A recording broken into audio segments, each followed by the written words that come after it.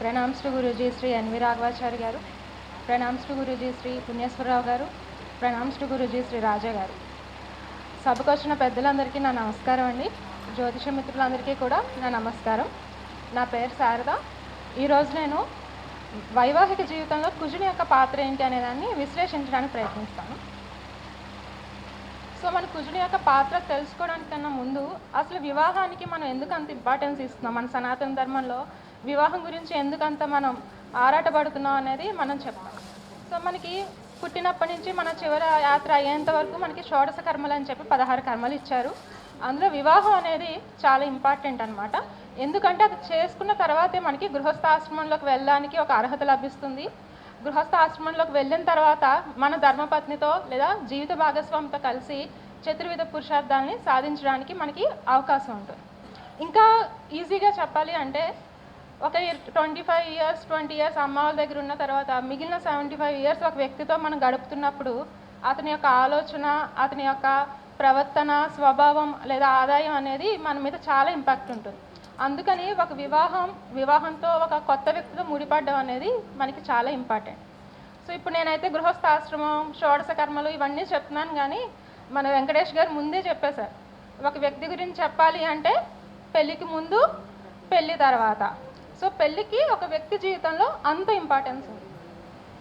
So మనందరం కూడా జ్యోతిష మిత్రులం, జ్యోతిష అభ్యాసకులం కాబట్టి పెళ్ళి గురించి మనం జాతక చక్రంలో ఎలా చూడాలనేది చూద్దాం.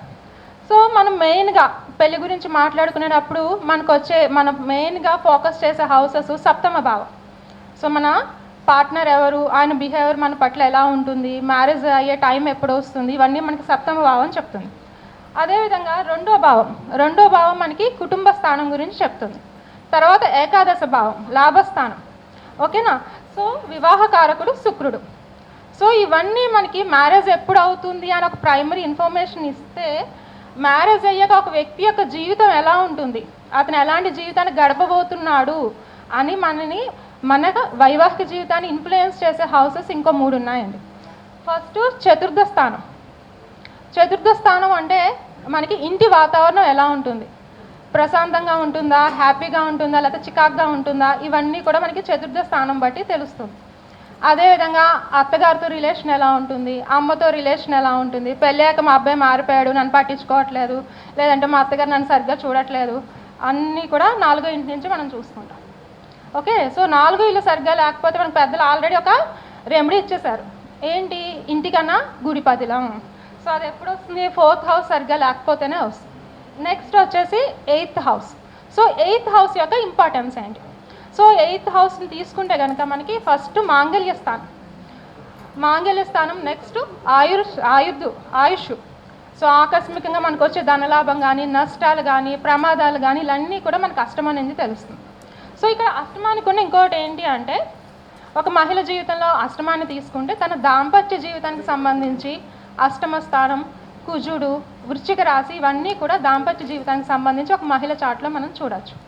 నెక్స్ట్ వచ్చేసి శయ్యాసౌఖ్యం, బెడ్ కంఫర్ట్ అనేది మనకి 12th హౌస్ నుంచి తెలుస్తుంది. సో ఇవన్నీ కూడా primary controlling planets, secondary controlling planets మన సత్య చెప్పినట్టు చెప్పేసాం. సో అవి కాకుండా ఇంకో ప్లానెట్ ఉందండి. సో ఆ ప్లానెట్ ఏంటంటే, మీరు అందరూ కృష్ణా డిస్ట్రిక్ట్ వాళ్ళు కాబట్టి మీకు అర్థమయ్యేలా చెప్తా. సో ఆ ప్లానెట్ ఏం చేస్తుందంటే, మన వైవాహిక జీవితాన్ని గుంటూరు మిర్చిలాగా ఘాటుగాను చేయొచ్చు, లేదా బందర్ లడ్డూలాగా తీయగాను చేయొచ్చు. ఆ ప్లానెట్ ఏంటి అంటే కుజ భగవానుడు. ఓకే. సో ఈ కుజ భగవానుడికి మన పెద్దలు ఏమి ఇచ్చారు, మన పెద్దలు ఏం చెప్పారో చూద్దాం. సో మన బృహత్పరాశర హోర BPHSలో చూస్తేను మనకి ఆయన ఏం చెప్పారు, 1, 2, 4, 7, 8, 12 స్థానాల్లో కుజుడు ఉంటే కనుక అమ్మాయి దాంట్లో ఉంటే అబ్బాయికి, అబ్బాయి దాంట్లో ఉంటే అమ్మాయికి కొంత ఇబ్బంది ఏర్పడుతుంది. మనం జనరల్గా దీన్ని కుజు దోషం అని పిలుస్తాం. నెక్స్ట్ మన ఫలదీపికలో కూడా చెప్పారు, ఏం చెప్పారు, సప్తమంలో కుజుడు ఉంటే కనుక వివాహం ఆలస్యం అవ్వచ్చమ్మా, లేదంటే నీకు మ్యారిటల్ హ్యాపీనెస్ తక్కువ ఉండొచ్చమ్మా అని చెప్పారు. సో మనకున్న 9 గ్రహాల్లోనూ పాపం కుజుడిని ఎందుకంటే ఇలా అన్నారు, అది కూడా చూసుకోవాలి కదా. చూద్దాం.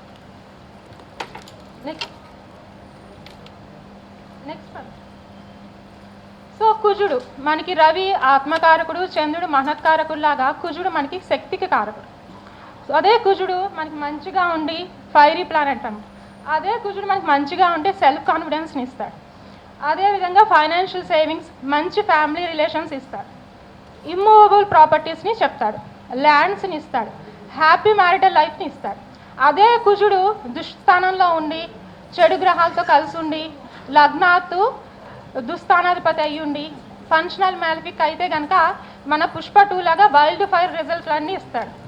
అంటే ఏం చేస్తాడు? ఇంపల్సివ్ నేచర్, ఎప్పుడు ఎలా బిహేవ్ చేస్తాడో తెలియదు మనకి. ఓకే, నెక్స్ట్ కుటుంబంలో గొడవలు, ఫైనాన్షియల్ లాసెస్. ఓకే, ల్యాండ్స్ కొనుక్కుంటేనేమో లిటిగేషన్స్లోకి వెళ్ళిపోవడం, ఆల్రెడీ ల్యాండ్ 2-3 మీద రిజిస్టర్ చేసేయడం, లింక్ డాక్యుమెంట్స్ పోవడం, ఇలాంటివన్నీ కుజుడు. నెక్స్ట్ మీరు కారు కొనుక్కుంటే అంటే ఆ కారు సరిగ్గా పనిచేయకపోవడం, ఎక్కువ రిపేర్స్ వస్తూ ఉంటాయండి కుజుడు సరిగ్గా లేని వాళ్ళ కార్కి.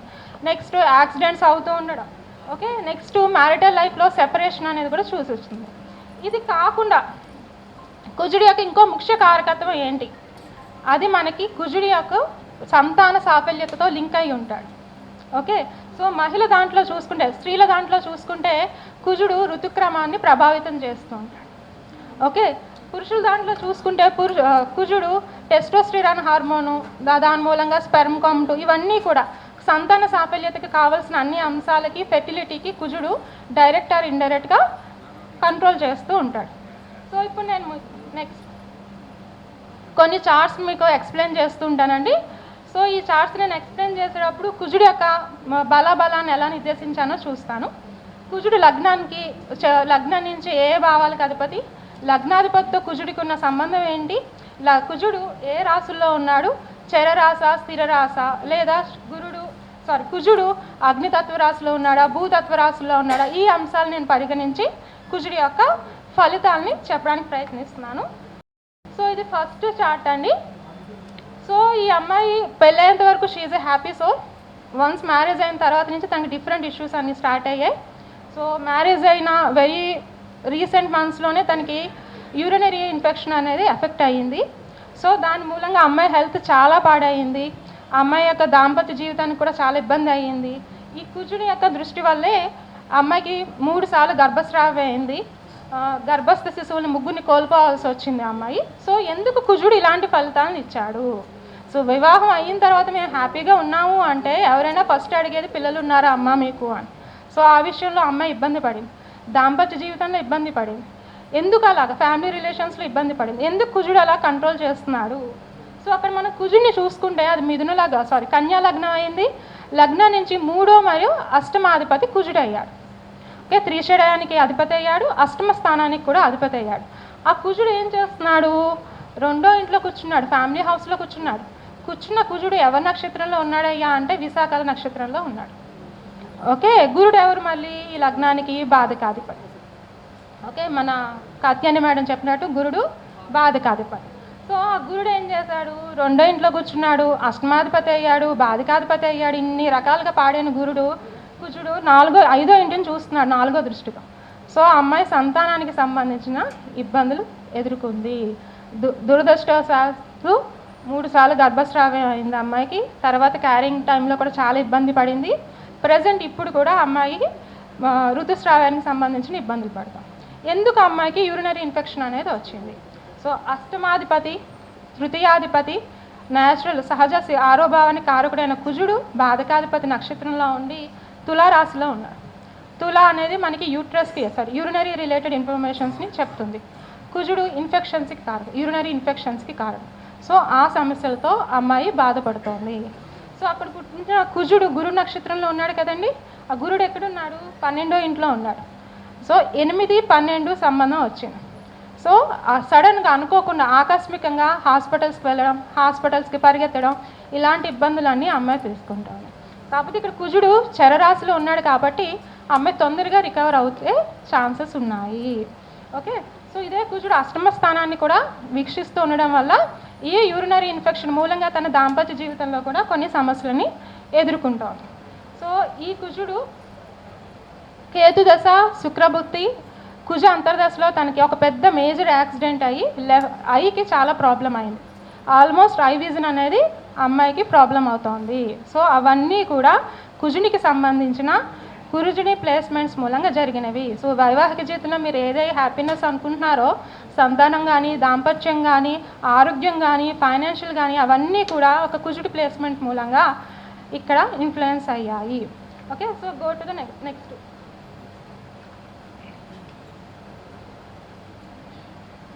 సో ఈ చార్ట్లో చూసుకుంటే కనుక కుజుడు లగ్నంలోనే ఉన్నాడు, కన్యా లగ్నంలో ఉన్నాడు. లగ్నానికి ఆయన శత్రువు. ఈ కుజుడు వచ్చేసి అష్టమాధిపతి కూడా అయ్యాడు.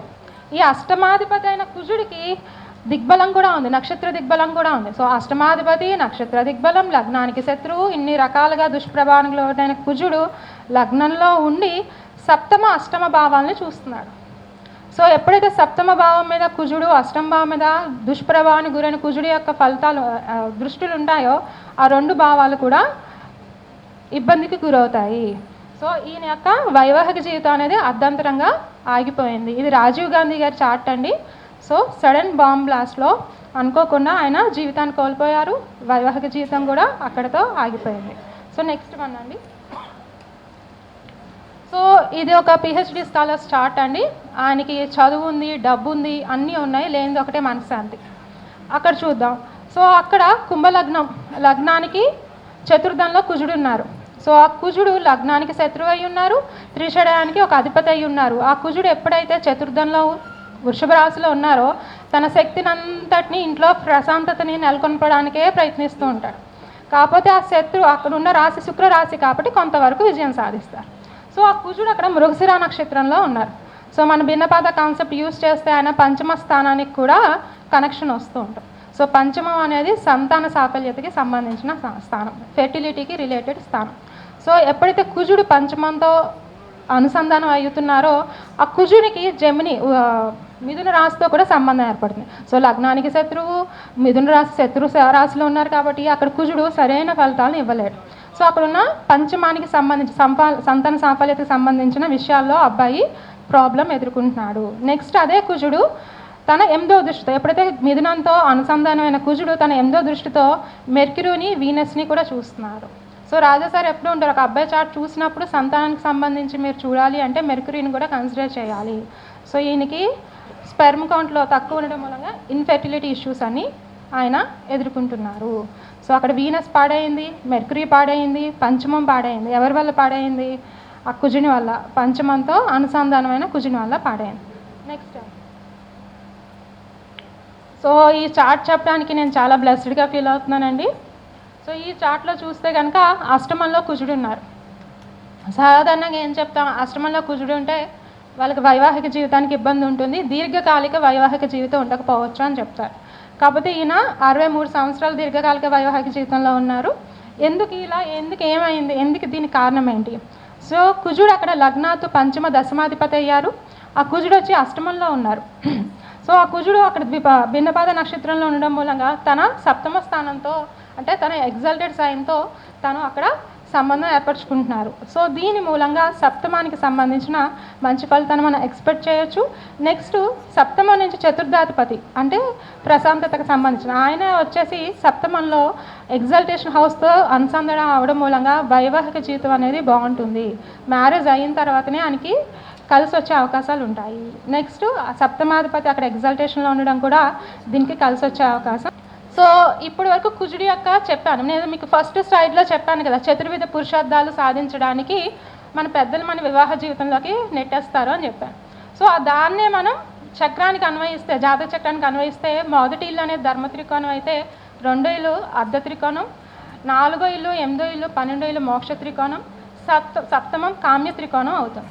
సో ఈ ఇళ్లలో దుష్ప్రభావానికి గురైన కుజుడు ఉండడం మూలంగా వాళ్ళు సాధించడానికి ఇబ్బంది పడతారండి. అందుకే పాపం కుజుడిని కొంచెం కోపంగా చూస్తాం మనం. అది ఓకే. నెక్స్ట్ కొన్ని పాయింట్స్ చెప్తాను నేను. ఇక్కడ ఏంటంటే ముందుకు రా. సో ఇక్కడ చూస్తే ఏంటంటే జనరల్గా కుజదోషం ఉన్న చార్ట్ వాళ్ళనే కుజదోషం ఉన్న వాళ్ళకి ఇచ్చి పెళ్లి చేయమని చెప్తూ ఉంటారు. సో అలా ఒకవేళ లేదు అనుకుంటే ఏదో నెక్స్ట్ సెకండ్ పర్సన్ చార్ట్లో సప్తమం కానీ, వీనస్ కానీ, యోగకర్క కనెక్షన్స్ కానీ, బలమైన కనెక్షన్స్ కానీ ఉంటే మనం ముందుకు వెళ్ళచ్చు. నెక్స్ట్ ఏంటంటే ఒకళ్ళ చార్ట్లో రాహుకేతు ప్లేస్మెంట్స్ని వేరే ఒకళ్ళ చార్ట్లో ఏ హౌసెస్తో కనెక్షన్ వస్తున్నాయి అనేది చెక్ చేయడం ఒక మంచిదండి. నెక్స్ట్ పాయింట్ వచ్చేస్తే కనుక లగ్నానికి బలమైన సప్తమ నవమ భావాలతో కనెక్షన్ వస్తే వాళ్ళకి వైవాహిక జీవితం బాగుంటుందని చెప్పచ్చు.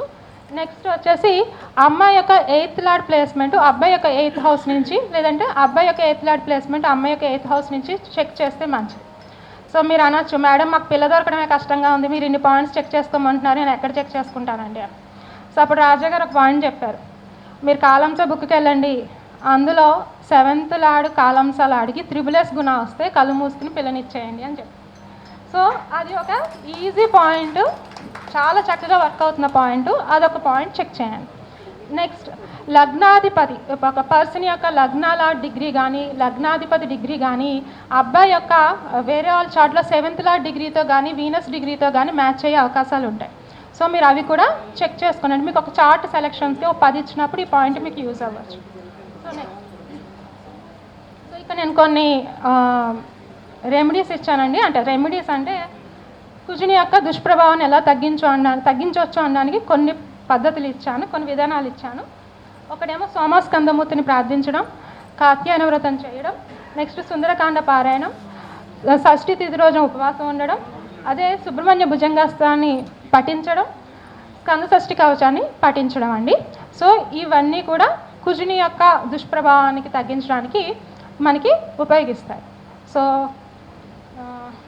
ఈ దుర్గమ్మ యొక్క చలన చూపులు మన అందరి మీద ఉండాలని కోరుకుంటూ సెలవు తీసుకుంటున్నానండి.